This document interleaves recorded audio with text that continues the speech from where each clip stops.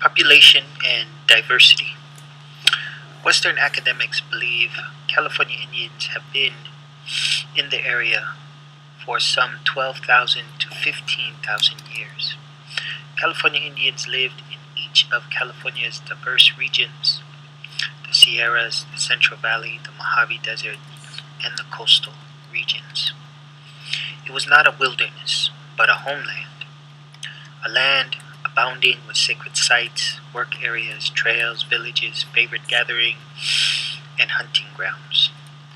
When Europeans arrived, it was the most densely populated area in North America and the most culturally diverse. There were roughly 300 to 340,000 California Indians speaking over 100 different languages. Why so many? As with most contemporary migrants coming to California, it was and continues to be the conducive climate and abundance of resources. Unlike other parts of North America, California does not have extreme weather conditions. In terms of resources for California Indians, they possess territories with an abundance of wild game and edible foodstuffs.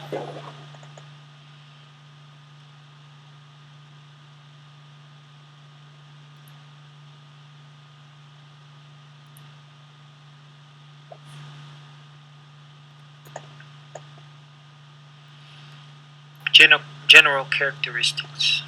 Like most American Indians of the Americas, California Indians had an indigenous worldview. At the core of their identity and livelihood, they lived their life accordingly. They sought balance between the physical and spiritual well being of their people and the surrounding natural environment. This balance was understood through reciprocity, where individuals and villages made offerings to the Creator and earth spirits, and in turn expected a favorable relationship between themselves and the natural elements, such as access to game or animals, wild foodstuffs, sufficient rain, fertility, etc. They never overhunted or overfished in order to maintain natural cycles and balance. They believed in the unity between man and nature, including animals. They saw themselves as the caretakers of land.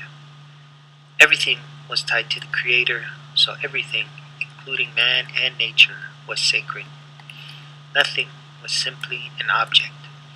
In the killing of an animal, drinking of water, or entering a cave had to be accompanied by a ritual, however simple, a sign of respect and acknowledgement. Nothing went to waste.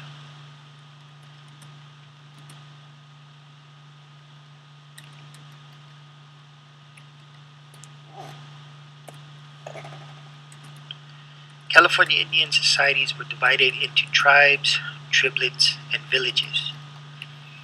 Tribes shared a common name, culture, possessing a well-defined territory. Some of the largest were the Yokuts, which were 25,000 around the San Joaquin Valley, and the Yoman along the Colorado River. Triblets consist of one central village with four or more smaller villages that surrounded it. Villages consisted of 100 to 500 persons. These triblets too had a well-defined and defended territory. Political unity and allegiance was to the central village where the headman or chief resided. The village and family consisted of family unit. This is where society mandated control in discipline and discipline. This was within the family. There were no police or court systems. Shunning was the ultimate control or ultimate form of control, because no one could survive alone. Thus, there was no corporal punishment. There was no locking up of people or or capital punishment.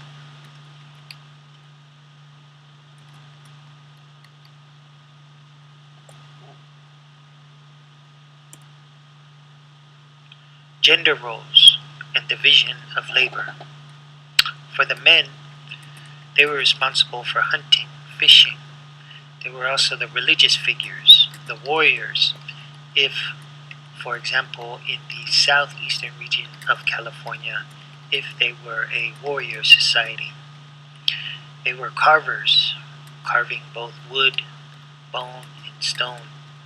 They were musicians and oral traditionalists. The women were responsible for the gathering of foodstuff.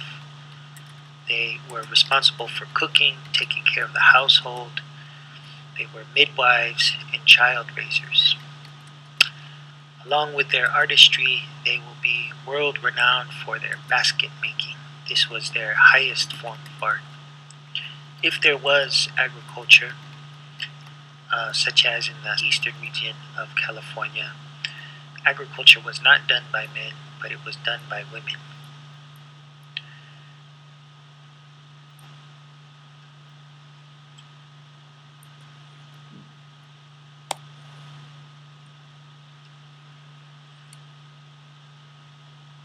Important figures and leadership.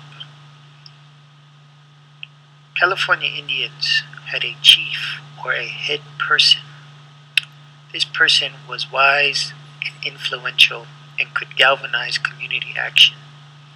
He also had the power to administer economic efforts such as the making of goods or the access to hunting grounds. He also had ceremonial authority. But he was powerless without the support of a council of elders.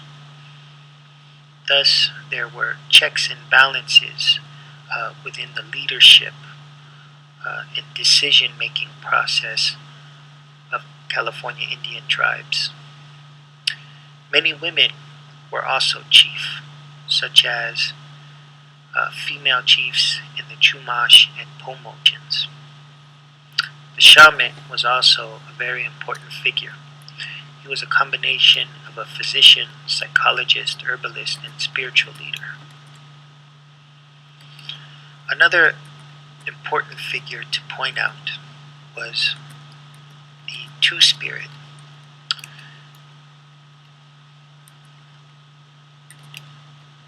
The Two-Spirit was someone that California Indians believed had the spirit of a male and a female. In today's terms, we may use the term transgender for a person like this, a male in a female's body or a female in a male's body. This is also accompanied, but not always, with homosexuality. Unlike our society, for California Indians and for most American Indian nations, the Two-Spirit was widely accepted in society. They were or could hold important social positions. Men could publicly marry men, women could publicly marry women.